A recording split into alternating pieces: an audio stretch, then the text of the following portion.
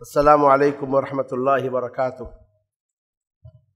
الحمد للہ القائل وإلہکم الہ واحد لا الہ الا هو الرحمن الرحیم واشہد ان لا الہ الا اللہ وحدہ لا شریک لہ واشہد ان محمدا عبدہ ورسولہ صلی اللہ علیہ وعلی آلہ واصحابہ وسلم تسلیما کثیرا، اما بعد۔ حضرات و خواتین، پروگرام کے آغاز میں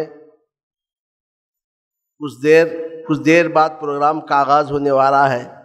اس سے پہلے میں اس دورہ کے تعلق سے چند باتیں آپ حضرات کو بتانا چاہتا ہوں۔ سب سے پہلی بات یہ ہے کہ یہ جمعیت اہل حدیث حیدرآباد اور سکندرآباد کا 15واں دورہ علمیہ ہے۔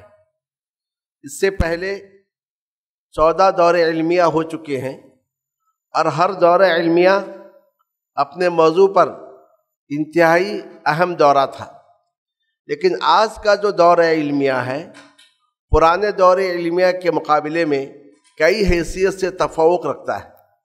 سب سے پہلی بات یہ ہے، اس بات کو نوٹ کریں، سب سے پہلی بات یہ ہے کہ یہ دورہ جس کتاب پر منعقد ہو رہا ہے، اس کے مصنف 12ویں صدی ہجری کے مجدد ہیں، اور ان کا نام ہے شیخ الاسلام محمد ابن عبد الوہاب بن سلیمان التمیمی رحمہ اللہ۔ شیخ الاسلام محمد ابن عبد الوہاب کی ولادت سن 1115 میں ہوئی، اور ان کی وفات 1206 ہجری میں ہوئی۔ شیخ الاسلام شہر وعینہ میں پیدا ہوئے، اور شہر درعیہ میں شیخ الاسلام کی وفات ہوئی۔ یہ دونوں شہر نجد کے علاقے کے ہیں اور ریاض سے قریب ہیں۔ تو گویا اس کتاب کی اہمیت کا اندازہ اس سے لگا سکتے ہیں کہ اس کتاب کے مصنف اور اس کتاب کے مؤلف اپنے دور کے مجدد تھے، اور اللہ عز و جل نے ان کے ذریعے اپنے دین کی نصرت اور تائید کا کام لیا۔ پھر اس دورے کی دوسری خصوصیت یہ ہے کہ اس دورے کے لیے جس کتاب کو مقرر کیا گیا ہے، اس کا موضوع توحید الوہیت ہے، یا کہ توحید عبادت ہے۔ اور آپ سب جانتے ہیں توحید کی 3 قسمیں ہیں: توحید ربوبیت، توحید الوہیت، اور توحید اسماء و صفات۔ مگر مؤلف رحمہ اللہ نے اس کتاب میں توحید الوہیت پر ترکیز کیا ہے، توحید عبادت پر ترکیز کیا ہے۔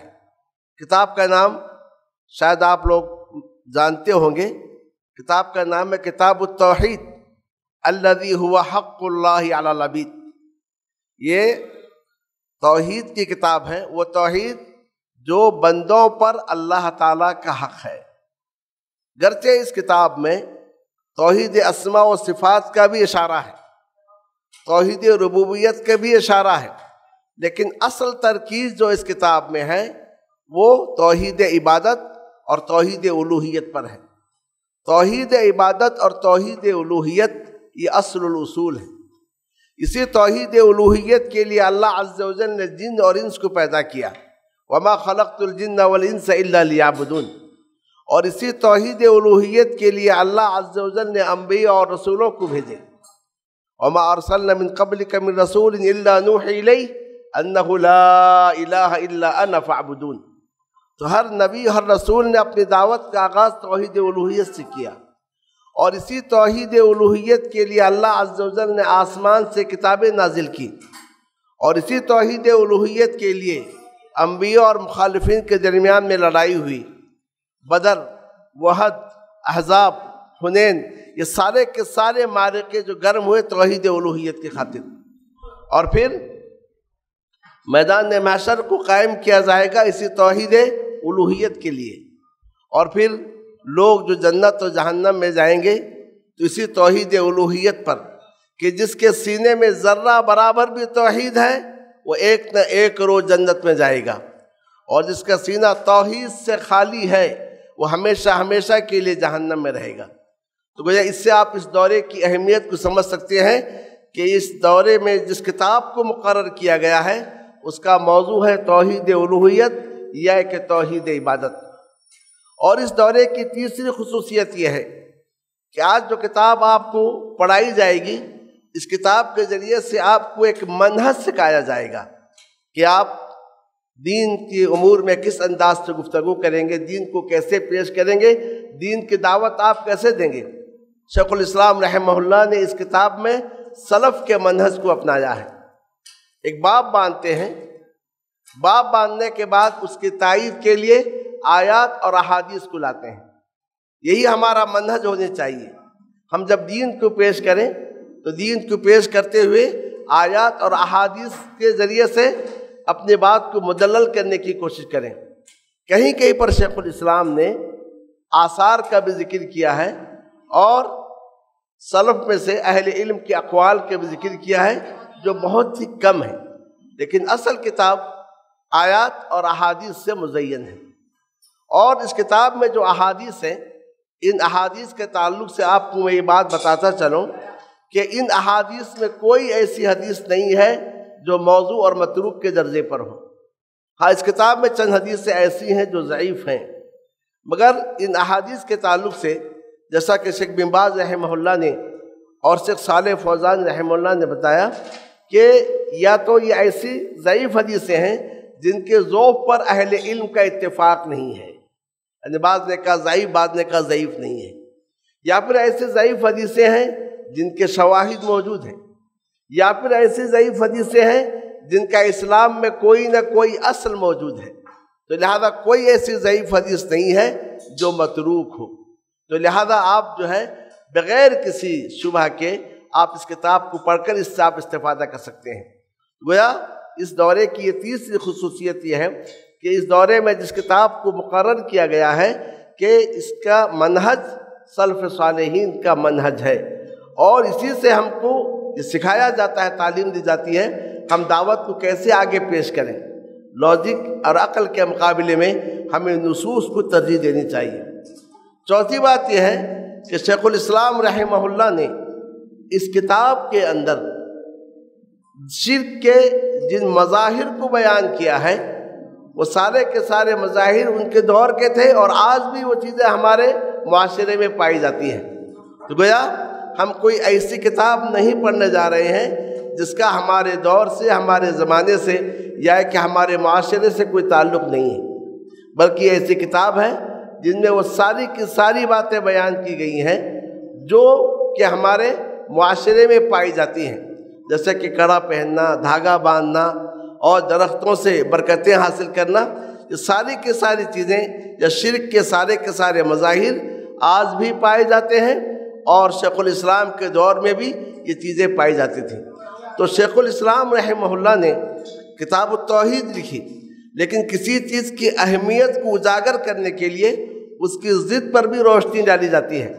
تو توحید کی اہمیت، توحید کی فضیلت، توحید کا معنی اور مفہوم، توحید کی تفسیر، توحید کی دعوت، ان ساری باتوں کو بیان کرنے کے ساتھ مؤلف رحمہ اللہ نے توحید کی ضد شرک پر روشنی ڈالی، اور اس کے بعد شرک اصغر ہو، شرک اکبر ہو، سارے کے سارے مظاہر کو بیان کیے۔ بلکہ اس کتاب میں مؤلف رحمہ اللہ نے ان اسباب کو بھی بیان کیا ہے کہ جو انسان کو شرک کی طرف لے جاتے ہیں، اور ان شبہات کو بھی بیان کیا ہے کہ جو مشرکین کے ہر دور میں شبہات ہوتے ہیں اور جن کی بنیاد پر یہ لوگ شرک کرتے ہیں۔ تو گویا یہ کتاب کی ضرورت ہم میں سے ہر شخص کو ہے۔ تو اب آپ جب اس کتاب کو پڑھنے جائیں گے، یہ مت سمجھیے کہ بس ایک روٹینی انداز میں آپ شریک ہو گئے، پھر آگے چل کر آپ 15 روز میں امتحان دیں گے، نہیں، بلکہ اس کتاب کو آگے آپ کو بڑھانا ہے۔ جو کچھ آپ سنیں گے اسے جو ہے اور لوگوں تک پہنچانا ہے، یہ آپ کی ذمہ داری ہے۔ تو اس ذمہ داری کو سمجھتے ہوئے آپ اس کتاب کو پڑھنے کی کوشش کیجیے۔ یہ کتاب مجھے امید ہے کہ ہر مسلمان کے گھر میں موجود ہوگی اور آپ پڑھے بھی ہوں گے، لیکن آج جب اس دورے میں اس کتاب کو آپ پڑھیں گے تو ایسا آپ کو لگے گا گویا آپ پہلی بار پڑھ رہے ہیں، کیونکہ علم سیکھنے کا صحیح طریقہ یہ ہے کہ اسے اساتذہ سے اور اہل علم سے علم کو سیکھا جائے۔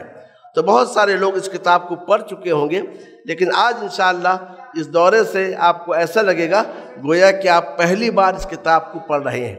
تو اس انداز سے دیکھیے کہ یہ کتاب تقریباً 200 سال پہلے لکھی گئی ہے، لیکن آج بھی اس کی ضرورت موجود ہے۔ اس کتاب کی مقبولیت کا اندازہ اس سے لگا سکتے ہیں کہ شیخ الاسلام کے دور سے ہی اس کتاب پر شروحات لکھنے شروع ہو گئے، اور آج تک تقریباً 40 سے زائد شروحات، تعلیقات اور حواشی وغیرہ اس کتاب پر آ چکے ہیں، اور 20 سے زائد زبانوں میں اس کتاب کا ترجمہ ہو چکا ہے، بلکہ بہت سارے مدارس کے نصاب میں بھی یہ کتاب داخل ہے۔ تو اس سے آپ اندازہ لگا سکتے ہیں کہ اللہ عز و جل نے اس کتاب کو کس طرح سے قبولیت سے نوازا، اور اس کتاب کی کس قدر ہمیں ضرورت ہے۔ اس کتاب کی جو اپنی انوکھی ترتیب ہے، اور اس کتاب میں جو قوت استدلال ہے، اور اس کتاب میں توحید اور اس کی شرک کے مسائل کا جس انداز سے احاطہ ہے، تو اس کی نظیر اس سے پہلے نہیں ملتی ہے۔ یہ کتاب جب لکھی گئی ہے، اس سے پہلے توحید پر بہت ساری کتابیں لکھی گئی ہیں، لیکن ایسی نظیر میں کوئی کتاب نہیں ہے۔ اور اس کتاب کے بعد آج تک جتنی کتابیں لکھی جا رہی ہیں، ساری کی ساری کتابوں کا دار و مدار اسی کتاب پر ہے، کتاب التوحید پر ہے۔ تو اس سے آپ اندازہ لگا سکتے ہیں کہ کتنی اہم کتاب ہے جسے آپ پڑھنے جا رہے ہیں۔ تو میں اپنے تمام شرکاء اور مشارکات سے گزارش کروں گا کہ ان انہماک کے ساتھ، توجہ کے ساتھ درس سنیے، اور جو ضروری نکات ہیں انہیں نوٹ کرنے کی کوشش کیجیے کہ آج ہی کتاب کو ختم کرنے کی کوشش کریں گے۔ اللہ رب العالمین سے میری دعا ہے کہ اللہ تعالیٰ نیتوں میں اخلاص پیدا کرے اور ہم سبوں کو توفیق سے نوازے۔ وصلی اللہ تعالیٰ علی نبی الکریم وعلی آلہ وصحبہ اجمعین۔